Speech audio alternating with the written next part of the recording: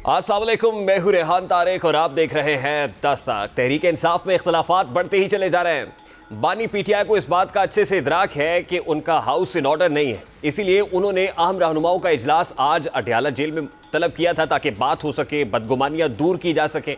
आज बानी पीटीआई के तलब किए जाने पर शादाना गुलजार, फिरदौस शमीम नकवी, जुनैद अकबर, उमर अयूब, शिबली फराज और रऊफ हसन के अलावा शहरियार आफरीदी भी जेल पहुंचे। लेकिन जब पीटीआई रहनुमा अडयाला जेल पहुंचे तो किसी को भी बानी पीटीआई से मुलाकात की इजाजत नहीं मिल सकी और तमाम रहनुमा जेल के बाहर खड़े रहे। इस दौरान बानी पीटीआई से मुलाकात का वक्त भी खत्म हो गया। मुलाकात की इजाजत ना मिलने पर उमर अयूब की जेल अमले से तल्ख कलामी भी हुई और उन्होंने सुपरिटेंडेंट समेत जेल अमले को बुरा भला कहा। अब जेल में बानी पीटीआई से मुलाकात ना करने देने के हवाले से पीटीआई रहनुमाओं ने एक बार फिर एजेंसीज पर तनकीद की है। बानी पीटीआई भी पहले ये इल्ज़ाम लगा चुके कि एजेंसीज जेल उमूर में मुदाखलत करती हैं और इस हवाले से उनकी पिटीशन भी इस्लामाबाद हाई कोर्ट में ज़ेर समात है। और आज भी इस केस की समात हुई जिसमें अडयाला जेल में बगैर मुदाखलत मुलाकात की दरख्वास्त पर इस्लामाबाद हाई कोर्ट ने सेक्रेटरी दाखिला, सेक्रेटरी दिफा, सुपरिटेंडेंट अडयाला जेल और महकमा दाखिला पंजाब को नोटिस जारी कर दिए। अब सवाल ये है कि तहरीक इंसाफ हर मामले पर इदारों के मुलव्विस होने का इल्ज़ाम लगाती है, लेकिन अपनी गलतियों पर गौर करने को क्यों तैयार नहीं। जैसा कि आज तहरीक इंसाफ के रहनुमाओं ने बानी पीटीआई से मिलना था, लेकिन मुलाकात से पहले तहरीक इंसाफ ये फैसला नहीं कर पा रही थी कि कौन कौन से रहनुमा जेल में बानी पीटीआई से मुलाकात करेंगे। यानी मुलाकात की लिस्ट पर भी तहरीक इंसाफ के अंदर इख्तलाफात थे। ये तय ही नहीं हो पा रहा था कि अडयाला जेल में बानी पीटीआई से मुलाकात के लिए किसे बुलाया जाए और किसे ना बुलाया जाए। और मुमकिन है यही वजह हो कि जेल इंतज़ामिया ने पीटीआई रहनुमाओं को इसलिए मुलाकात की इजाज़त ना दी हो क्योंकि जेल इंतज़ामिया को तो मुलाकातियों की फहरिस्त पहले दी जाती है और इस एतबार से देखें तो फिर ये तहरीक इंसाफ की क़यादत की गलती है जो आपस में इस लिस्ट पर भी एक दूसरे से लड़ते दिखाई दिए कि कहीं फलां रहनुमा बानी पीटीआई से मुलाकात ना कर ले। तहरीक इंसाफ का ये वतीरा रहा है कि अपनी गलती दूसरों पर डालो और बरी-ज़िम्मा हो जाओ, जैसा कि शादाना गुलजार। और अब तहरीक इंसाफ जेल में बानी पीटीआई से ना मिलने देने को एक सोची समझी प्लानिंग करार दे रही है, तो वहीं पर हुकूमती वज़रा ये शिकवा करते दिखाई देते हैं कि जेल में बानी पीटीआई को सियासी बैठकों और फिर ये जो धड़े हैं उनसे मीटिंग्स की सहूलत दी गई और बानी पीटीआई ने जेल को सियासी गढ़ बना लिया। अब तहरीक इंसाफ तो ये शिकवा कर रही है कि जेल इंतज़ामिया ने मुलाकात की इजाज़त नहीं दी और हुक्म ऊपर से आया, लेकिन क्या पीटीआई इस हवाले से सेम पेज पे थी? क्या जो एसओपीज़ हैं मुलाकात के हवाले से क्या वो मुकम्मल किए गए थे, उस पर अमल दरामद हुआ था? क्या उससे पहले फहरिस्त इन टाइम पहुँच गई थी? इस पर बात करेंगे। इस वक्त पाकिस्तान तहरीक इंसाफ के कायम मकाम सेक्रेटरी जनरल फिरदौस शमीम नकवी साहब ने भी ज्वाइन किया है। अस्सलाम वालेकुम नकवी साहब, बहुत बहुत शुक्रिया आपके वक्त के लिए। सबसे पहले तो ये कहिएगा कि मालूम था कि आज किसने बानी पीटीआई से जेल में मुलाकात करनी है, को फहरिस्त टाइमली मुरतब हो गई थी कि आप ऐसे ही शिकवा कर रहे हैं कि आज हमें इंतज़ामिया की जानिब से किसी के इमा पर बानी पीटीआई से मिलने नहीं दिया गया? ये बाकायदा तयशुदा होता है, जो कोर्ट का बताया हुआ प्रोसेस है उसके तहत नाम सबमिट किए गए। जेल ने ऑर्डर दिया, 8 लोगों के नाम थे, वही 8 लोग वहाँ मौजूद थे और मुलाकात 1 बजे से हमें इंतज़ार करवाया गया। हम 1:15 बजे सारे लोग पहुँच गए थे और फिर हमें 4:45 बजे बताया गया कि मुलाकात नहीं होगी। लेकिन नकवी साहब, मुलाकात से चंद मिनट पहले यानी कमोबेश आधा घंटा पहले ही बैरिस्टर गौहर जो चेयरमैन पीटीआई हैं उनका ये स्टेटमेंट चलता रहा कि अभी तक लिस्ट फाइनलाइज नहीं, क्योंकि नाम पूछे जा रहे थे कि कौन कौन है जो बानी पीटीआई से मुलाकात करने जा रहा है। और वो मेरे ख्याल से ये किधर से आ रहा है। देखिए, लिस्ट जो है कोर्ट के डिक्टेटेड प्रोसेस के लिहाज से चलती है। लास्ट मिनट चेंज सिर्फ वो हो सकता है कि जब कोई आदमी जिसका नाम लिस्ट पे हो वो किसी मजबूरी की वजह से ना आए और जो उनकी मैक्सिमम लिमिट जो अलाउ करते हैं जो कि 8 है, उसमें फिर वो रिप्लेस कर देते हैं अगर सुप्रिटेंडेंट साहब का मूड अच्छा हो, वरना वो भी डिनाई हो जाती है।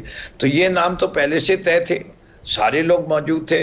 मीडिया पे नाम चल चुके हैं कि शादाना है। नहीं, लेकिन शादाना गुलजार साहिबा से कल तक जब पूछ रहे थे वो कह रहे थे जी मुझे कन्वे नहीं हुआ कि मैंने मुलाकात करनी। मैं आपको प्रोसेस क्या है, नाम दिए जाते हैं। कल शाम को 5 बजे लिस्ट निकली है कि कौन से 8 लोग मिल सकते हैं कल। अच्छा, अब वो 8 लोगों में कौन कौन शामिल था, इंक्लूडिंग यू 8, क्योंकि आप तो नाराज लोगों में नहीं थे, यानी सबको मिला के टोटल 8 से? मैंने तो अलहदा से अपने नाम डाला था। जो आपके जो ग्रुपिंग की कहानी जो आपके मीडिया पे चला रहे हैं जो कि बेसलेस है, उसके लिहाज से जो है वो शिबली फराज साहब वहाँ मौजूद थे, हमारे उमर अयूब साहब मौजूद थे, हमारे जुनैद अकबर साहब मौजूद थे, शंदाना गुलजार मौजूद थी और शहरियार आफरीदी मौजूद थे और रऊफ हसन साहब और मैं रेगुलर उसके अंदर जो पार्टी के अफेयर्स के सिलसिले में मिलते हैं हम थे। So this is how this Naqeeb Sahab, Firdaus Shami अपना ये शंदाना गुलजार साहिबा हों या शहरियार आफरीदी हों या जुनैद अकबर ख़ान हो, ये कोर कमेटी के लोग हैं और ज़ाहिर है कोर कमेटी से अभी हाल ही में जुनैद अकबर ख़ान ने इस्तीफ़ा दिया था, तो समझ आती है बात कि नाराज़ लोग जिनका ताल्लुक कोर कमेटी से था उनको बानी पीटीआई ने बुलाया हुआ था, तो इनमें शेर अफजल मरवत भी नहीं, आपको देखिए पहले तो ये लफ्ज नाराज कर दीजिए, हमने सबने मीडिया के सामने बात की, आप देख लीजिएगा, हम सब कहते हैं हम एक थे, हम एक हैं, हम एक रहेंगे।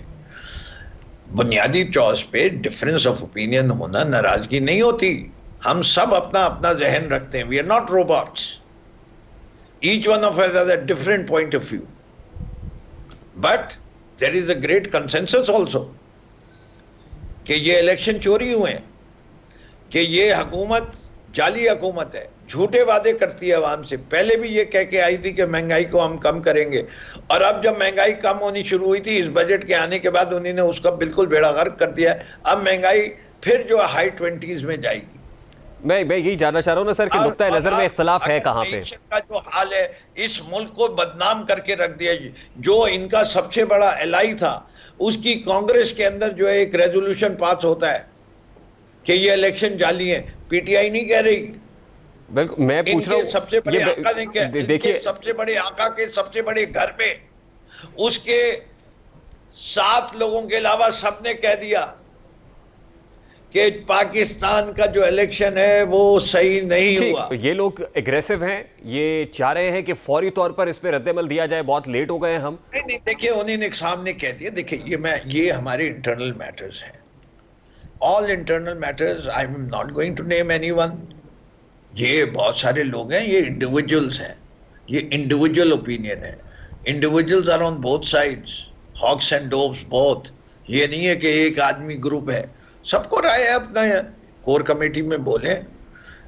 Everyone is bound by the party discipline कि पब्लिक फोरम में नहीं बोल सकते। देखिए बानी पीटीआई से आज अगर इनकी मुलाकात हो जाती, क्योंकि जुनैद अकबर खान हमारे शो पे थे, बता रहे थे कि कंसर्न्स बहुत से लोगों की ये है, मुलाकात के वो कह रहे हैं हम एक हैं, नहीं बिल्कुल दुरुस्त, मुलाकात के बाद भी यही कहते हैं हम एक हैं। देखिए दुरुस्त बात है, जुनैद अकबर खान साहब ये कहते हैं कि उन्हें रिजर्वेशन, उन समेत कुछ एमएनएस को ये तहफुजात है कि हमें बानी पीटीआई तक एक्सेस नहीं है और शायद फिल्टर्ड होके बात हम तक पहुंचती है। देख लिया मुजाहिरा आज उनको, देखिए ये सिर्फ उनको नहीं है, बहुत सारे लोगों ने ये प्रोसेस नहीं समझा, वो समझ रहे हैं कि गेट कीपर है, the process doesn't work like that. जो कोर्ट का एग्रीड प्रोसेस है वो ये कि लिस्ट बनती है, खान साहब के पास जाती है, उसमें से वो सेलेक्ट करते हैं, वो कन्वे कर देते हैं उन लोगों को, फिर आगे जो हमारी वकला की टीम है वो कन्वे कर देती है। ठीक, इसके अंदर किसी ऑफिस बेयरर का कोई हाथ नहीं होता। ठीक, अच्छा, अब ये जो तहफुजात हैं और जो बानी पीटीआई एड्रेस करना चाहते हैं, देखिए ये अच्छी बात थी कि बानी पीटीआई ने इसका नोटिस लिया और मुलाकात के लिए बुलाया, अब चूंकि मुलाकात नहीं हुई है तो concerns will remain there, reservations will remain there, house in order नहीं होगा। देखिए इट इज लाइक दिस, आप पीटीआई वालों को बहुत सारों को जानते हैं, अगर मुझे एक मौका मिल रहा है कि मुझे इमरान खान साहब से मुलाकात हो जाए, चाहे मुझे आ जाए कि मैं नाराज हूं, मैं मौका नहीं छोड़ूंगा मिलने से, मैं नाराज हूं या ना हूं। ये सूरत हाल थी, इसलिए पहुंचे हुए थे सब, नाराज कोई नहीं है।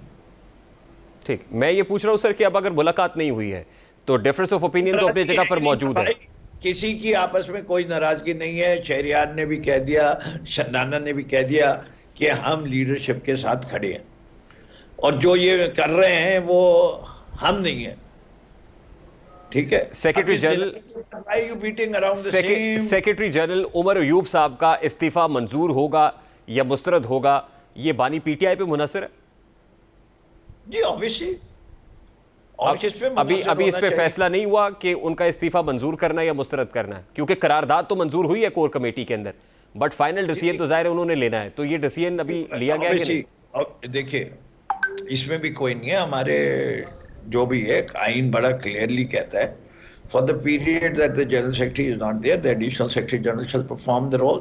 वो हम कर रहे हैं वो, और मेरी भी ख्वाहिश यही है कि उमर अयूब साहब को वापस आना चाहिए और कंटिन्यू करना चाहिए, because this is not the time. जब तक हमारे पार्टी के सिंबल का केस भी डिसाइड हो जाएगा इंशाल्लाह, और वो उनके केसेस भी ख़त्म हो जाएंगे, इससे कि इस वक्त he is under tremendous load trying to handle as leader of opposition का लोड, सेक्रेटरी जनरल का लोड, और अपने उनके जो पर्सनल केसेस इस हुकूमत ने, जिनकी तादाद इस वक्त कोई 55-60 के करीब है, जिसकी वजह कभी सरगोदा आपको नज़र आते हैं, कभी फैसलाबाद नज़र आते हैं, कभी वो लाहौर में नज़र आते हैं, कभी इस्लामाबाद में नज़र आते हैं, कभी पेशावर में नज़र आते हैं। ये सारी चीज़ें आसान नहीं होती, और आपको पता है अगर कोर्ट में अपेयर नहीं हो तो बेल कैंसिल कर देगी ये हुकूमत, और ख़ास तौर पे जिधर मरियम चीफ मिनिस्टर हो, उनसे आप कोई इंसानियत वाला सलूक तो एक्सपेक्ट करते ही नहीं। इमरान खान साहब चाहते हैं कि उमर अयूब साहब सेक्रेटरी जनरल रहें। इमरान खान साहब चाहते हैं कि मेरी पार्टी सही तरीके से फंक्शन करे, और हम पार्टी ये समझती है, जो बाहर लोग बैठे हुए हैं, कि इस वक्त the right person is Umar Ayub Khan. ठीक, अब ये जो खबरें आ रही थी कि को मेजर रीशफलिंग होने जा रही है सेक्रेटरी जनरल होस्ट चेयरमैन के हवाले से भी। Major reshuffling is due, because कुछ लोगों के नए रोल्स आ गए हैं। मैनी पीपल, हमारी पार्टी के जो MNAs इलेक्ट हो गए हैं, अब उनसे तंजीमी जिम्मेदारियां हटा के तंजीम के लोगों को दी जाएंगी, और तो उन सब की परफॉर्मेंस भी वैल्यूएट हो रही है, और जो लोग अभी नहीं निकल पा रहे किसी मजबूरी की वजह से, उस वक्त उसको भी पार्टी को मद्देनज़र रख के कुछ नए लोगों के नाम लाना पड़ेंगे। जैसे कि आपको पता है कि अभी भी हमारी पंजाब की president she is behind bar, हमारे पंजाब के general secretary plus acting president Hammad को निकलने नहीं दे रहे, उनकी बेल्स नहीं फाइनलाइज हो रही। यही सिलसिला मियाँ असलम इकबाल का है, मियाँ महमूद रशीद साहब की यही सूरत हाल है, एजाज चौधरी साहब की यही सूरत हाल है। इतनी सफाकी है कि सेनेट का चेयरमैन जो है उनके प्रोडक्शन ऑर्डर नहीं निकालता। ये है पाकिस्तान की जमहूरियत, जो कि उनका भी हक है और जो कानून भी कहता है। He is not a convicted person. ये बड़ी अहम खबर है जो आप दे रहे हैं कि मेजर रीशफलिंग हो रही है। ये ऊपर की सतह पे भी हो रही है, कोर लेवल पे भी हो रही है, और ट्रिकल डाउन इफेक्ट होगा। देखिए, कोर लेवल से क्या आप क्या समझते हैं? देखिए, हम सब मरकजी तंजीम की बात कर रहा हूं मैं, मरकजी सतह पे। मरकजी तंजीम के अंदर अभी हमारे बहुत सारे इश्यूज हैं which are link to the intra party election. जैसे ही इलेक्शन कमीशन हमें अप्रूवल देगी कि जी these election results are accepted, उसके बाद chairman will be in a position to announce the major post like vice chairman, like president, 4 vice presidents. ये तो सब खाली हैं, और वो इसलिए नहीं अनाउंस हो रही कि इलेक्शन कमीशन ने अभी तक इलेक्शन अप्रूव नहीं किया है। मेजर रीशफल इससे बड़ा क्या होगा, जिस पार्टी का वाइस चेयरमैन अपॉइंट होना है, प्रेसिडेंट अपॉइंट होना है, और 4 वाइस प्रेसिडेंट। बहुत बहुत शुक्रिया फिरदौस शमीम नकवी साहब, इस वक्त कायम मकाम सेक्रेटरी जनरल है पाकिस्तान तहरीक इंसाफ के, हमारे साथ मौजूद थे और बता रहे थे आज मुलाकात नहीं हो सकी। क्यों नहीं हो सकी? अब हाउस इन ऑर्डर रहता है, नहीं रहता, बानी PTI से मुलाकात कब होती है, और क्या कंसर्न्स एड्रेस किए जाते हैं या नहीं किए जाते, ये वक्त पर मुनहसर है। अभी एक ब्रेक लेंगे, और ब्रेक के बाद जब वापस आएंगे तो अमरीकी मुदाखलत का जिक्र करेंगे। एक बार फिर तर्जुमान दफ्तर खारजा ने इसे मुदाखलत के मुतरादिफ करार दे दिया है, जो करारदाद अमरीकी कांग्रेस में हो या फिर यूनाइटेड नेशंस मुतालबा कराओ। ब्रेक लेते हैं, ब्रेक के बाद इस पर आते हैं।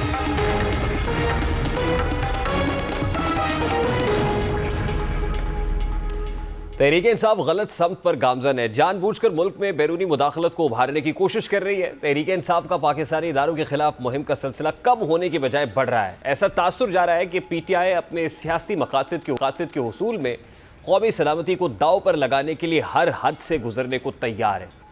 PTI अपने मुल्क के मामलात में अमरीका को खुलेआम मुदाखलत की दावत दे रही है। जुल्फी बुखारी अमरीकी ऐवान नुमाइंदगान की करारदाद के बारे में बड़ा सच, और वो भी खुलेआम बोल रहे हैं। वो एतराफ़ कर रहे हैं कि वो बानी PTI के लिए UN वर्किंग ग्रुप गए और उन्होंने भी फिर की और पैसे भी लगाए। जुल्फी बुखारी बगैर किसी मलाल के तस्लीम कर रहे हैं कि तहरीक इंसाफ बाहर की फर्म्स को अपने सियासी मकासद के लिए इस्तेमाल कर रही है।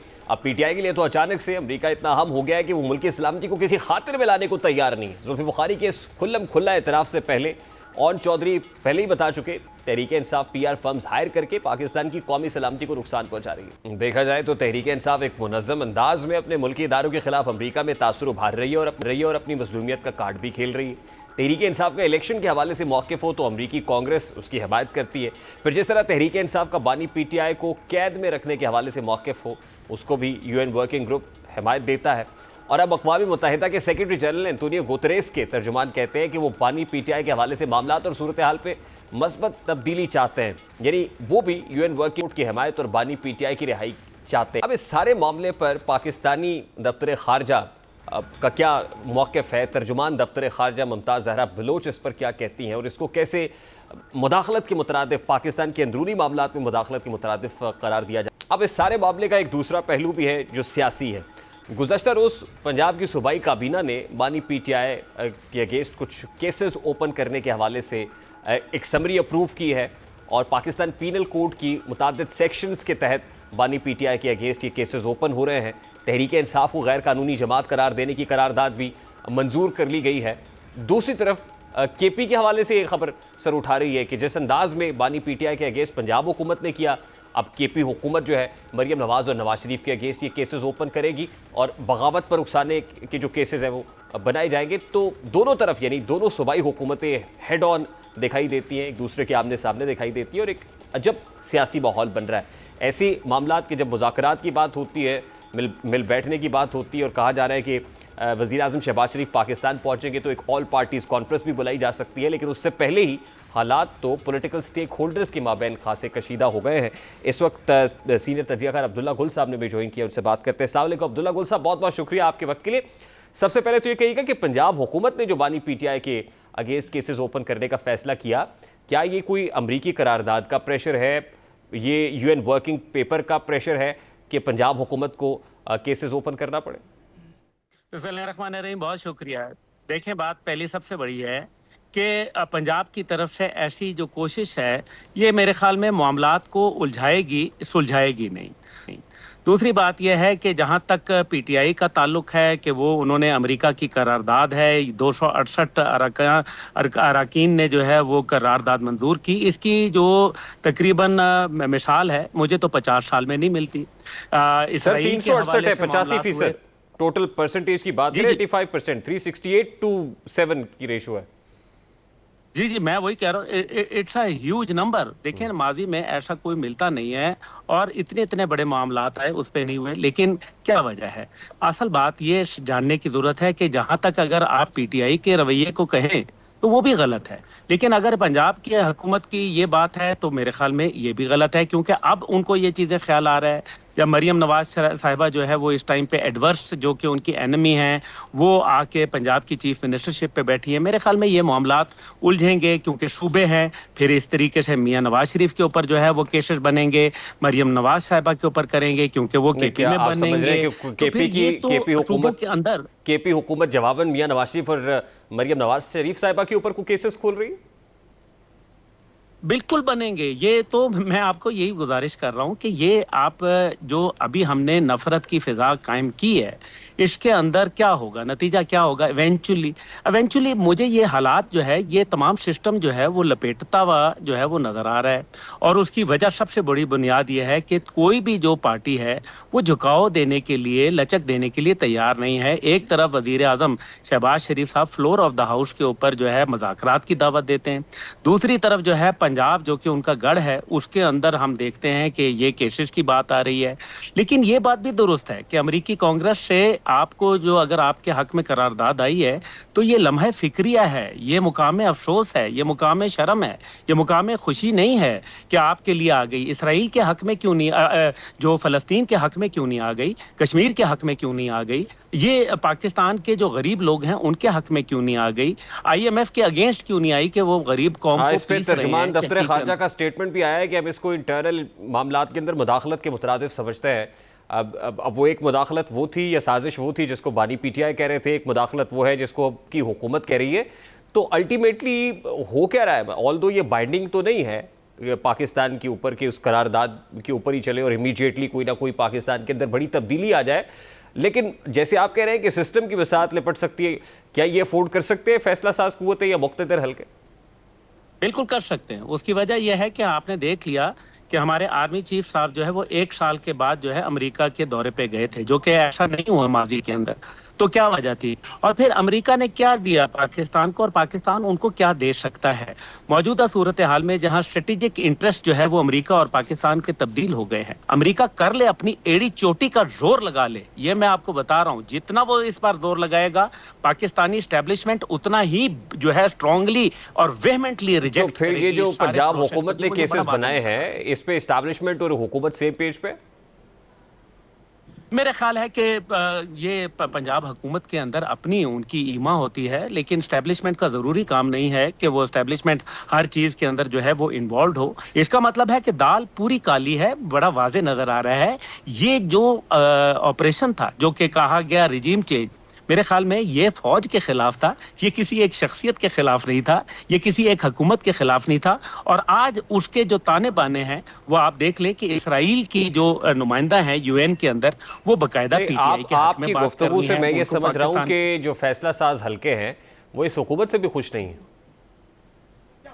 बिल्कुल इस हुकूमत से कोई खुश नहीं है। क्या क्या इस हुकूमत ने क्या दिया? ये जो मनहूस किस्म का बजट दिया, ये जो गैर जिम्मेदाराना एटीट्यूड दिया। तो फिर अब कंसर्न 7 क्वार्टर्स मई में को क्या सोच पाई DJI जा रही है सर, करना क्या है?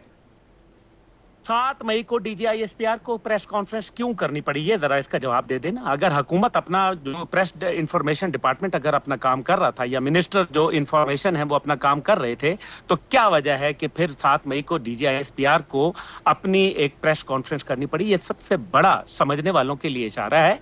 देखें, मेरा ख्याल है कि इनफ इज इनफ की पॉलिसी है अभी इसके ऊपर, और इसका इजहार मैं अकेला नहीं कर रहा। क्या ख्वाजा आसिफ ने नहीं कहा कि सिस्टम लपेट दिया जाएगा? मैं अकेला कह रहा हूं? क्या ये जो बजट है और FBR को तनकीद का निशाना ख्वाजा आसिफ ने और खुद हुकूमती एहलकारों ने और बड़े बड़े उनके जो जिम्मेदारान हैं उन्होंने नहीं बनाया? तो इसका फायदा कौन उठाएगा? नजर आ रहा है कि पाकिस्तान के हक के अंदर और पाकिस्तान की बका और सलामती के लिए मेरे ख्याल में कोई जो काम है वो एस्टैब्लिशमेंट करने से गुरेज नहीं करेगी। तो क्या नए इंतखाबात की तरफ जाएंगे? इंतखाबात के देख लिए ना आपने अमल क्या हुआ। तो इस क्या नतीजे आप के अंदर क्या समझते हैं मार्शल लॉ लगेगा? एक तरफ हम नहीं लग सकता है, क्यों नहीं लग सकता? क्या इस टाइम पे अनडिक्लेयर्ड मार्शल लॉ जो है वो नहीं लगा हुआ थाईलैंड के अंदर? क्या थक्सिन की हुकूमत, उसकी बैन मुझे लगा शायद आप पाकिस्तान की बात है करें। उसको सब नहीं बाबा, कुछ नहीं होता। ये जहां पाकिस्तान के हमारे पाकिस्तान के मफादात हैं, सिक्योरिटी सूरत हाल 60% आपकी दहशतगर्दी के अंदर इंक्रीज कर गई। पाकिस्तान का मुकाबला हम थाईलैंड से करेंगे। मौजूद है। नहीं, मैं थाईलैंड से, मैं आपको ये बताना चाह रहा हूँ कि वेस्ट का बड़ा जो है वो आशीर्वाद है थाईलैंड। मार्शल लॉ के हवाले से बदनाम तरीन मुल्क है थाईलैंड। सबसे ज्यादा मार्शल लॉज हिस्ट्री के अंदर थाईलैंड में लगे हैं। बिल्कुल, लेकिन क्या वेस्ट का सबसे करीबी उनका एलाई नहीं है? क्या अमेरिका का सबसे बड़ा एलाई नहीं है थाईलैंड? बिल्कुल है। जहां उनको पसंद आता है वहां बादशाहत को पसंद करते हैं। अगर कोई सिस्टम की बिसात लपेटने जैसी बात होती है तो इससे अदम इस्तेहकाम मजीद बढ़ेगा या इस्तेहकाम आएगा? पाकिस्तान को इस टाइम पे जो है वो सिर्फ और सिर्फ गरीब आदमी को क्या चाहिए? रोटी, रोजी, रोशनी, रोजगार, यही चाहिए ना। पाकिस्तान को इससे कोई मतलब नहीं है। ये जमहूरियत है, ये जो चल रही है। इससे पहले जमहूरियत थी क्या? वन मैन शो पार्टी जो चल रही थी या अभी चल रही है, कि या ये जमहूरियत है? तो इसका हल ये है कि जमहूरियत खत्म कर दी जाए। जमहूरियत है। वो कहते हैं ना कि जमहूरियत तो अपनी बदतरीन शक्ल के अंदर भी कई मार्शल लॉ से बहुत बेहतर है सर। जो प्रो डेमोक्रेट है वो तो कभी भी ये टिपिकल लग़्व किस्म की गुफ्तगू है कि जी बदतरीन। मैं ये कहता हूं कि जी बदतरीन भूख जो है वो बेहतरीन जो है ज़राअत से बेहतर है। ये कैसी बात है? बट हैविंग सेड दैट बदतरीन जमहूरियत भी आला तरीन आमरीत से बहुत बेहतर होती है अब्दुल्ला गुल साहब। ये जो डेमोक्रेट है वो तो इस तरह की गुफ्तगू जी, ये आमवियत नहीं है। मैं खुद एक डेमोक्रेट आदमी हूं, लेकिन क्या ये डेमोक्रेसी है? क्या ये for the people, by the people, of the people है, या फॉर द एलीट? बहुत बहुत शुक्रिया Abdullah Gul Sahab. I have to take a very quick short break. एक ब्रेक लेते हैं और ब्रेक के बाद जब वापस आएंगे तो इलेक्शन ट्राइब्यूनल्स के हवाले से इलेक्शन कमीशन ऑफ पाकिस्तान की पिटीशन सुप्रीम कोर्ट में, और सुप्रीम कोर्ट का जो फैसला है आपके सामने रखेंगे। ब्रेक के बाद हमारे साथ रहिएगा।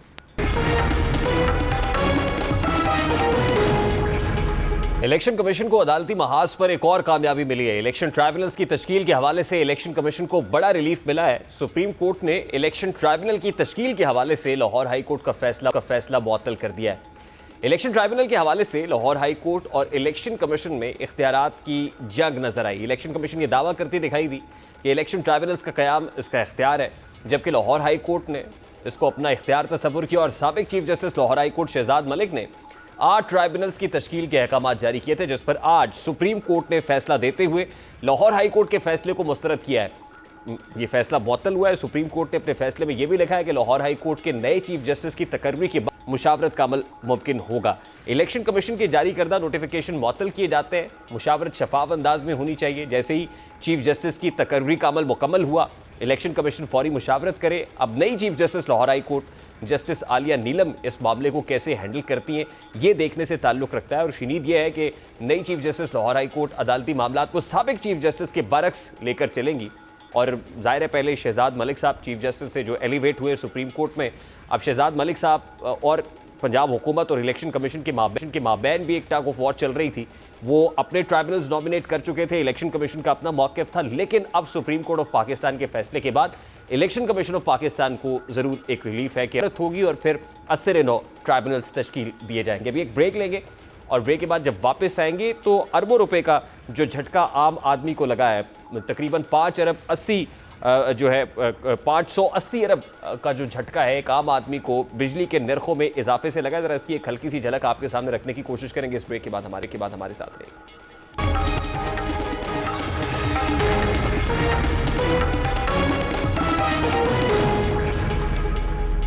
हुकूमत ने IMF को एक बार फिर खुश कर दिया है और जब जब IMF को खुश करने की कोशिश की जाती है तो आवाम की मुस्कुराहट छीन ली जाती है। अब हुकूमत ने IMF के मुतालबे पर बिजली के बुनियादी टैरिफ में इजाफा कर दिया है। नेपरा ने बिजली के बुनियादी टैरिफ में 5 रुपये 72 पैसे फी यूनिट इजाफा किया, जबकि बिजली के सारिफिन पर फिक्स चार्जेस भी लागू कर दिए गए हैं। अब बिजली के बुनियादी टैरिफ में इजाफे से कितने यूनिट इस्तेमाल करने पर जो नया रेट है वो लागू होगा, ज़रा इसकी तफसीलात आपके सामने रखते हैं। बिजली के घरेलू सारिफिन के लिए कम से कम नर्ख 23 रुपये 73 पैसे फी यूनिट मुकर्रर किए गए हैं। 6 माह मुसलसल 200 यूनिट इस्तेमाल करने वाले सारिफिन से तकरीबन 26 रुपये 11 पैसे फी यूनिट वसूल किए जाएंगे। 100 यूनिट इस्तेमाल करने वाले नॉन प्रोटेक्टेड सारिफिन के लिए बिजली के नर्ख 23 रुपये 73 पैसे फी यूनिट मुकर्रर है।